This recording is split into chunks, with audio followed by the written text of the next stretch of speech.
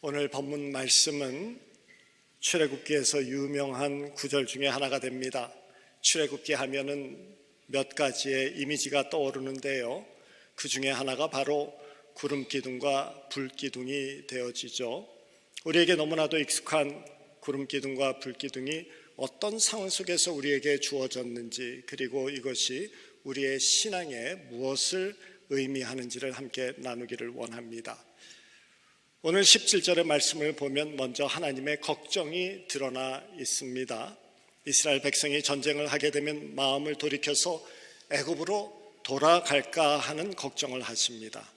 하나님의 입장에서 보면 정말로 큰 투자였습니다. 430년이라는 세월을 기다리시면서 애굽 땅에 정착한 그 70명의 작은 부족을 200만이 넘는 큰 민족으로 성장시키셨습니다. 그리고 이제 때가 되어서 모세를 호렙산에서 부르셨고 원치 않는 모세를 겨우 설득을 하십니다. 그리고 바로 왕 앞에 서게 합니다. 10가지의 재앙으로 바로 왕을 굴복시키셨죠. 그렇게 하나님께서는 인내와 능력과 섭리로 이제 이스라엘 백성들을 노예의 땅에서 하나님의 땅으로 옮기는 그 작업이 시작되는 시점입니다. 노예로 살던 그 고센 땅이라는 지역을 떠나서 이제 출애굽을 위한 출발이 시작됩니다. 고센에서 약속의 땅으로 가는 길은 사실 지중해 해변을 따라서 북쪽으로 쭉 올라가면 제일 빠른 길이 됩니다. 빠르면 일주일이 걸릴 수도 있고, 서두르지 아니하고 천천히 가게 되면 10하루 정도 걸리는 그런 짧은 길이라고 합니다. 말하자면 그게 가장 지름길이 되겠죠. 그런데 하나님은 이스라엘 백성들을 돌고 돌게 하셔서 40개월도 아닌 40년이라는 광야 생활을 한 후에 약속의 땅에 들어가게 하십니다. 그렇게 하신 이유 중에 가장 중요한 것은 400년이라는 세월 가운데 배긴 노예 근성, 노예라는 그 정체성을 벗어버리게 하시고 하나님의 땅에 살 만한 하나님의 백성으로 새로운 정체성을 입히기 위하심이었습니다. 그래서 오늘 말씀에 보면 광야에서 방향을 변경하였다고 17절에 이렇게 말씀하십니다. 바로가 백성을 보낸 후에 블레셋 사람들의 땅의 길은 가까울지라도 하나님이 그들을 그 길로 인도하지 아니하셨으니 이는 하나님이 말씀하시기를 이 백성이 전쟁을 하게 되면 마음을 돌이켜 애굽으로 돌아갈까 하셨습니다. 지름길이 있기는 하지만은 그곳에는 블레셋 족속이 자리 잡고 살고 있었습니다. 그들은 해변가에 자리를 잡았기에 일찍이 바다 건너편으로부터 받아들인 그 철기 문화가 있었기 때문에 상당한 군사력을 가진 민족이었습니다. 반면에 노예였던 이스라엘 백성은 아직도 구리를 재련하는 그러한 청동기 수준이었죠. 400년 동안 주는 밥 먹고 시키는 일 해왔던 그런 수동적이고 무력한 노예 족속이었던 것입니다. 철과 구리가 만나면 누가 이깁니까? 단단한 철이 이기게 되어져 있습니다. 전쟁은 물론 무기가 중요합니다. 또한 작전이 중요합니다. 그리고 사기가 중요합니다. 그런데 그런 실력이 전혀 받쳐주지 못했던 이스라엘이 블레셋 족속을 만나게 되면 패하게 된다는 것은 불을 보는 듯합니다. 모든 것을 포기하고 노예로 돌아가는 것이 낫지 하면서 다시 돌아가는 결과만 나을 것입니다. 또 다른 길이 있기는 했습니다. 멀지 않은 바란 광야로 가로질러가는 평탄한 길이었습니다. 길이 잘 포장되어져 있었기 때문에 일반적으로 왕의 대로라고 알려지기도 한 이 길, 여기에도 많은 민족들이 자리를 잡고 있었습니다. 지키고 있었습니다. 전쟁의 위험에 노출되어 있기는 마찬가지입니다. 왕의 대로는 그 나름대로 지름길이기도 하고 편한 길이기도 하지만은 그 길 또한 전쟁을 피할 수 없겠고, 그렇게 되면 또 애굽으로 돌아가게 될 것이 불보듯이 훤한 것입니다. 이것을 걱정하신 하나님께서는 이스라엘 백성을 돌아가게 하십니다. 당신의 백성을 가장 잘 알고 계신 하나님께서 이 구원을 이루셔야겠다라고 작정하신 하나님께서 돌아가게 하십니다. 사실 길은 멀고 힘들었지만은 그들의 구원을 완성하시려는 하나님의 배려와 은혜와 사랑이 담겨져 있는 결정이었던 것이죠. 저를 포함해서 성도 여러분들의 이민생활 다 돌아왔다라는 느낌이 없지 않을 것입니다. 생각했던 것보다 많이 까먹고 계획했던 것보다 많이 돌아왔다라는 생각 들 때가 있습니다. 우리가 모두 알지만은 인생의 지름길이라는 것은 있지도 않습니다. 그런데 만약 있다 할지라도, 보인다 할지라도 갈 수 없습니다. 하나님의 백성, 하나님이 막으실 때도 있고 방향을 돌리실 때도 있기 때문입니다. 그런데 그것이 하나님의 보호하심이고 하나님의 사랑이고 하나님의 배려였음을 우리가 기억해야 합니다. 하나님이 우리를 막지 않으시고 그래서 지름길로 가라고 그냥 두셨으면은, 그리고 편한 왕의 길로 가라고 두셨으면은 애굽으로 돌아가고자 하는 이스라엘 백성과 같이 우리 또한 죄로 돌아가려는 그 근성을 가지고 살아가는 우리들이기 때문입니다. 이국 만리 이민 땅에 돌려보내지 않으셨으면은 어쩌면은 우리는 하나님의 백성으로 남아 있을 수 없는 그런 것을 아셨기 때문에 하나님께서 우리를 여기까지 오게 하셨습니다. 지름길이 아니고 편한 왕의 대로가 아니었음이 도리어 감사하는 저희들 돼야 될 줄로 믿습니다. 이스라엘을 광야로 돌리신 근본적인 이유는 하나님의 백성이라는 이 정체성 문제였습니다. 하나님의 백성인데 그들은 아직까지도 이 노예 근성에 쌓여 있어서 노예라는 생각으로 앞으로 치루어야 할 이 전쟁, 하나님의 땅을 회복해야 하는 이 전쟁 어떻게 감당하겠습니까? 전쟁을 이기기 위해서는 적이 누구인지 알고 또한 내가 누구인지를 알아야 한다라는 말이 있죠. 지필지기 백전불태라고 해서 적을 알고 나를 알면 100번 싸워도 위태로움에 처하지 않는다라고 되어 있습니다. 먼저 자기 자신이 누구인지 우리가 제대로 알아야지 이 세상에서 싸움을 해나갈 수 있는 것입니다. 이 자신이 누구인지 이 정체성, 이것이 하나님의 걱정입니다. 하나님의 백성인지 모르니 지름길이라고 하며 들어갔다가는 노예 근성 때문에 애굽으로 돌아가게 될 것이고, 그래서 멀리 돌아보내신다. 그 가는 광야의 과정 속에서 노예 근성을 씻어내십니다. 예전에 우리가 손빨래 할 때 빡빡 해가지고 때를 이렇게 빼내듯이 말이죠. 그 40년이라는 세월 하나님께서 노예의 때를 벗어버리게 하시고 하나님의 그 백성의 그 옷을 입히시는 이 과정, 광야를 지나게 하시면서 이것을 가르치십니다. 하나님을 의지하는 법을 가르치시고 하나님을 예배하는 법을 가르치시고 하나님을 순종하는 법을 가르치십니다. 그래서 길을 돌리십니다. 18절에 보면 이렇게 되어 있습니다. 그러므로 하나님이 홍해의 광야길로 돌려 백성을 인도하심에 이스라엘 자손이 애굽 땅에서 대열을 지어 나올 때, 여기에서 돌려라고 하신 것은 방향을 바꾸어라는 의미입니다. 제3의 길을 택하신 것입니다. 여태껏 가보지 않은 길입니다. 길이 아닌 길이고 길이 없는 길입니다. 알 수 없는 길입니다. 지금식으로 말하자면 내비게이션에 나타나지 않는 그런 길을 택해서 가게 하십니다.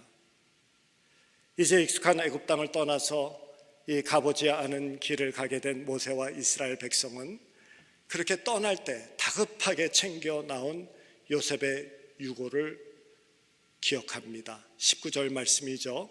모세가 요셉의 유고를 가졌으니 이는 요셉이 이스라엘 자손으로 단단히 맹세하게 하여 요셉은 죽는 순간까지 애굽에 속한 자가 되기를 거부했습니다. 하늘의 백성이다라는 이런 뚜렷한 정체성을 가지고 살았던 인물입니다. 그곳에서 부귀영화를 누렸습니다. 많은 혜택을 받았습니다. 그럼에도 불구하고 애굽에 묻히기를 거부합니다. 그리고 하나님의 약속의 땅으로 나를 가지고 가라라고 유언을 합니다. 창세기 50장 24절 25절에 요셉의 마지막 유언이 이렇게 기록되어 있습니다. 요셉이 그의 형제들에게 이르되 나는 죽을 것이나, 요셉이 맹세시켜 이르기를 하나님이 반드시 당신들을 돌보시리니 당신들은 여기서 내 해골을 메고 올라가겠다 하라 하였더라. 해골을 가지고 가라라는 것은 너희들이 앞으로 거주할 땅에 가서 그런 나를 묻어달라라는 그런 장지를 찾는 그러한 부탁이 아니었습니다. 묻는 것이 중요했으면 사실 묻을 곳을 이야기해 줘야 됩니다. 그런데 묻는 이야기는 없고 이 유고를 메고 가라라고 합니다.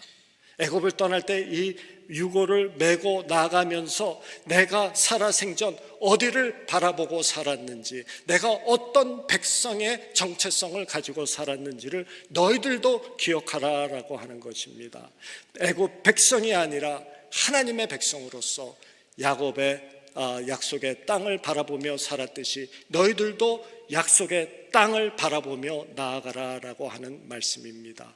노예가 아니라 하나님의 백성이다임을 가르치는 정체성의 문제였습니다. 자신이 누구인지 모르면은 적과 꿀은 흐르는 땅에 도착했어도 그 풍요가 독이 되어질 것이고 그 땅의 복이 발목을 잡는 덫이 되어질 것임을 아셨기 때문입니다. 우리가 그렇습니다. 우리의 정체성이 확실하지 않으면은 이 땅의 풍요가 독이 되어지고 이 땅에서 누릴 수 있는 복이 덫이 되어집니다. 우리는 구원받은 백성으로서 이제부터는 하나님 자녀답게 사는 일에 우리의 모든 정성과 열심과 의지와 훈련을 아끼지 않아야지 됩니다. 구원을 얻은 일이 우리가 한 일이 아무것도 없다는 것은 사실이고 이것이 전적인 하나님의 은혜고 사랑일 뿐입니다. 그러나 이제 하나님의 자녀 되어졌다라고 하면은 이제 하나님의 자녀답게 되어지는 것이 우리의 책임이고 우리의 열심이 되어야 됩니다. 그리고 그것을 위해서 하나님께서는 우리와 함께 하십니다. 하나님은 반드시 그렇게 만들어내겠다라고 결단하신 분이십니다. 자식을 입양한 후에는 입양으로 끝나는 것 아니죠. 그 아이를 내 자식으로 만드는 것이 더 힘든 일이고 그것이 큰 관건이 되어집니다. 하나님의 자녀가 아직도 세상의 유혹에 휩쓸리고 세상의 방법인 줄 알면서도 눈 감고 그대로 행하고 세상의 쾌락에 좋아 어쩔 줄 모르고 있다면은, 또는 반대로 세상의 것이 남보다 조금 없다고 원망하고 불평하고 시기하고 질병 앞에서 두려워하고 떨고 살에 부딪히는 일이 있으면 고생이라고 하면서 이것이 하나님의 사랑이 담겨있는 훈련인지 모르고 그렇게 살아간다고 하면 하나님이 볼 수 없다라고 합니다. 돌려서라도 하나님의 백성됨을 깨닫게 하시겠다라는 것이 하나님의 사랑의 표현입니다. 하나님의 백성됨에 확신이 없으면 하늘에 속한 백성됨에 감사와 감격도 없습니다. 도리어 알지 못하는 이 길을 걸어가는 인생이 믿는 것 때문에 불편하게 여겨질 수도 있게 됩니다. 여러분, 이 구원이, 하나님 백성됨이 여러분의 자랑이 되어야지 되고 여러분의 위로가 되어져야 되고 내 삶을 살아가는데 힘이 되어져야 됩니다. 그런데 예수 믿는 게 도리어 삶의 감격과 기쁨이 아니라 불편이 되어진다라고 하면 어떻게 합니까? 마치 신으면 불편한 신발과 같이, 그런데 버리자니 투자한 게 많아서 아깝고 신자니 불편해서 그냥 묻어두고 있는 그 신발과 같이 불편하면 어떻게 합니까? 그러니 예배 자리에 나와도 하나님 만나볼 생각은 하지 아니하고 예배 끝나면 누구 만날까 이 생각을 하고 있지 않습니까? 구원의 소중함을 잃어버리면 감사도 없고 감격도 없습니다. 구원이 여러분들의 자랑이 됩니까? 구원이 여러분들에게 진정한 힘입니까? 이게 여러분들의 긍지가 되어집니까? 예수를 믿게 되어 하늘 백성 되는 것이 여러분들의 인생에 어떤 행복이고 어떤 자랑이고 어떤 긍지가 되는지 살펴보셔야 됩니다. 정체성이 뚜렷하지 않으면 이 하나님 백성됨이 세상 살아가는데 불편 이상 무엇이 됩니까? 이스라엘 백성이 그랬어요. 괜히 구원받아서 괜히 우리를 애굽에서 쫓아내가지고 그냥 종살이할 때 누렸던 그 고기도 마음껏 먹지 못하고, 죄송합니다, 이러려면은 왜 우리를 구원했어? 그냥 불편한 것뿐이 없어. 그렇게 살았던 이유는 자신이 누구인지, 누구에게 속해 있는지를 몰랐기 때문입니다. 21절에서 이렇게 정체성이 결여되어 하나님의 백성으로 살아가지 못하고 있는 이들, 노예의 근성에 아직까지 붙잡혀 있는 이들을 길 없는 길로 이끄시면서 하나님이 구름 기둥과 불 기둥을 그들 앞에 세우십니다. 그리고 낮에나 밤에나 하나님께서 이끌어 가십니다. 쫓아오라라고 하십니다. 내가 서면 너희들 서고 내가 가면 너희들 따라와라. 22절에서도 이 반복합니다. 낮에는 구름기둥, 밤에는 빛기둥이 백성 앞에서 떠나지 아니한다라고 합니다. 얼마나 은혜됩니까? 존귀하신 하나님이, 영광 가운데 거하시는 그 하나님이 그의 백성들을 위해서 이 광야길에 동행하시고 계십니다. 하나님의 마음이 이렇습니다. 우리를 향한 하나님의 마음이 안타깝고 그리고 사랑스러워서 내 불편을 무릅쓰고도 영광의 자리를 덜치고 나와 너희들과 함께 하겠다라고 하십니다. 하나님의 자녀답게 될 때까지 훈련시키겠다라는 것입니다. 우리의 정체성이 확실해질 때까지 내가 너희들 이끌겠다라는 것입니다. 낮에는 구름기둥, 밤에는 불기둥으로 인도해 주시는데 불기둥, 구름기둥 언제 그 자리를 바꿉니까? 해가 딱 지는 순간에 불기둥이 탁 나타나고 아침에 동이 들 때 구름기둥이 탁 나왔을까요? 성경학자들은 이것은 같은 기둥이다, 변함없이 지키시는 하나님이시다. 단지 밤에는 거기에서 불이 나왔고 낮에는 구름으로 시원하게 따뜻한 햇빛을 막아주신 것뿐이다. 우리의 상황에 따라서 하나님이 틀린 모습으로 우리의 삶 속에, 우리가 알지 못하는 그러한 모습으로도 우리의 삶 속에 간섭하시고 역사하시고 이끄시고 하나님의 백성답게 되게 하기 위하여서 함께 해주시는 주님의 그 임재를 이야기하고 있습니다. 그러면서 말씀하시는 것이 백성 앞에서 떠나지 아니하신다라고 합니다. 절대로 떠나지 아니하신다. 끝까지 너희들 붙잡고 있겠다.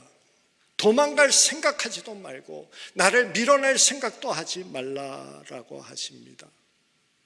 부모를 밀어낸다고 아이를 두고 떠나겠습니까?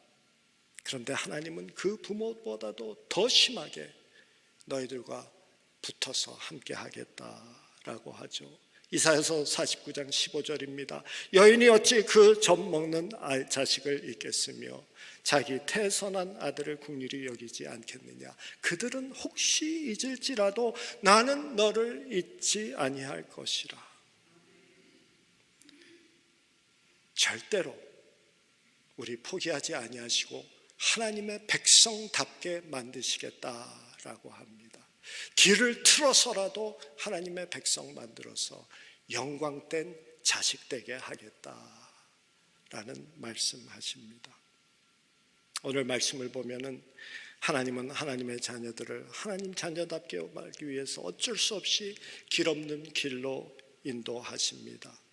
사방을 둘러보아도 어디로 갈지 모르는 그 길로 이끄시어서 하나님만 바라봐야만 되는, 구름기둥과 불기둥만 쫓아야만 되는 그러한 상황에 놓게 하시겠다라고 하십니다. 하나님이 스스로 길 없는 곳에서 길이 되어주시겠다라고 하시는 거죠. 그래서 그들 앞에 가시며라고 쓰여 있습니다. 이스라엘 백성들은 방향을 잃었을 때 눈을 들어서 보면은 하나님이 어디로 가라고 하시는지 볼 수 있었습니다. 눈만 들으면 확인할 수 있도록 그들과 함께 하시고 늘 함께 하셨던 그것을 통해서 너희들은 세상의 노예가 아니라 하늘 백성이야 라는 새로운 정체성을 각인케 하시기 위함입니다. 길 없는 길도 정체성 확립을 위한 것이고 가나안 땅에서 약속에 담긴 요셉의 유골도 정체성 확립을 위한 것이고 구름기둥과 불기둥도 정체성 확립을 위해서 이끌어 가시는 것입니다. 인생은 길 없는 길, 가보지 않은 길, 보이지 아니하는 길을 가는 것과 같습니다. 길다면 길고 짧다면 짧은 인생길이죠. 하나님께서는 우리에게 가보지 않은 길을 가라 하시며 하나님 바라보고 주님 의지하며 하나님 백성됨을 배우라고 하십니다. 너희들이 어떤 존재인지, 얼마나 귀한 존재인지를 알고 내가 너희들 꼭 붙잡고 함께 하겠다라고 하십니다. 반드시 하나님 백성 만들어내겠다 하십니다. 요셉의 해골을 보면서 약속의 땅에 속한 백성임을 늘 확인했듯이 약속이 담긴 말씀을 보면서 너희들이 누구에게 속해 있는지를 늘 확인하라고 하십니다. 그리고 살아가면서 길을 잃을 때에는 불기둥 구름기둥 쳐다보라, 눈을 들어 하늘을 보라, 하나님이 너와 함께하고 계심을 알게 될 것이다 라고 하십니다. 밤이나 낮이나 이스라엘 백성들을 인도했던 구름기둥 불기둥이 우리 앞에도 있습니다. 우리는 가고 싶은 지름길, 우리가 원하는 편한 길을 가고 싶지만 하나님이 막으시고 하늘 백성이기 때문에 길 없는 길을 걷게 하시고 결국 주님만 바라보게 하십니다. 불기둥, 구름기둥을 통해서 철저하게 주님 따라가는 방법을 배우게 하십니다. 하나님은 우리가 원하는 길로 가다가 또는 우리가 편한 길로 가다가 조금 불편할 때 도움을 요청하는 그런 분이 아님을 기억하십시오.